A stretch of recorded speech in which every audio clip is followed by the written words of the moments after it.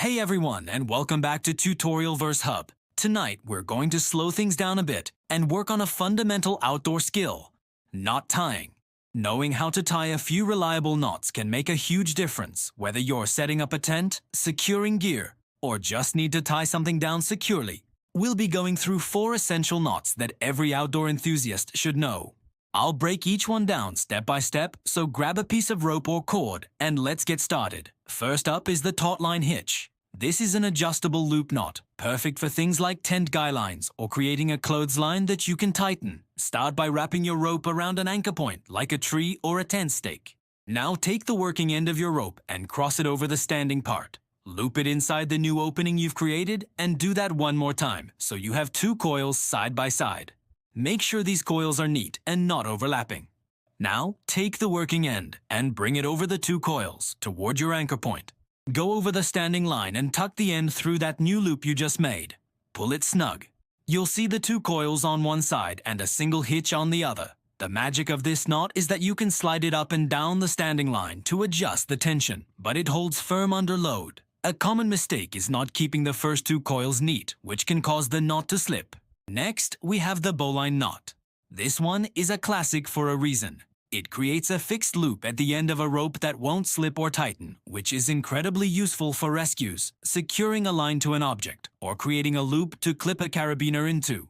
The way to remember it is with a little story. The rabbit comes out of the hole, runs around the tree, and goes back into the hole. So, first, make a small overhand loop in your rope. This is the hole. The working end is your rabbit. Bring the rabbit up through the hole. Now, take the rabbit and go around the tree, which is the standing part of your rope. Finally, bring the rabbit back down through the original hole. Now, hold the rabbit and the 2 sides of the loop it made around the tree and pull the standing end tight. You should have a secure, fixed loop. One frequent error is going the wrong way around the tree, which results in a slip knot instead of a secure bowline. So, always double-check that your loop is fixed. Our third knot is the figure 8 knot. This is a stopper knot, meaning it's used to prevent a rope from pulling through a hole or a device like a pulley or belay device in climbing. It's simple, strong, and easy to untie even after being heavily loaded.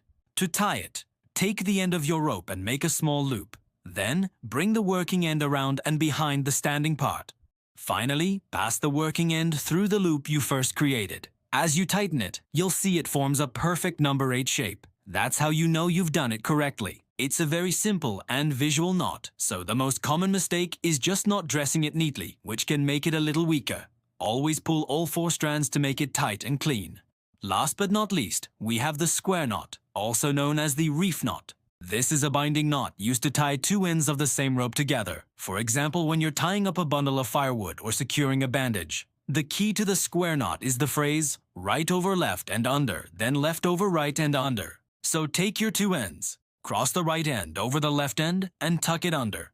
Now you have the first half. For the second half, take the end that's now on your left, cross it over the end on your right, and tuck it under. When you pull it tight, the 2 loops should sit neatly alongside each other.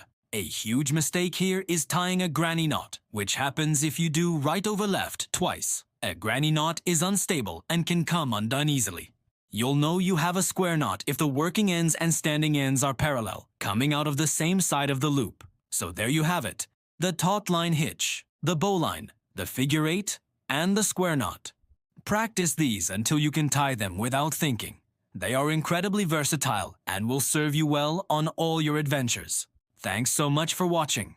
If you found this tutorial helpful, give it a thumbs up and consider subscribing for more outdoor skills. Stay safe out there, and I'll see you in the next video.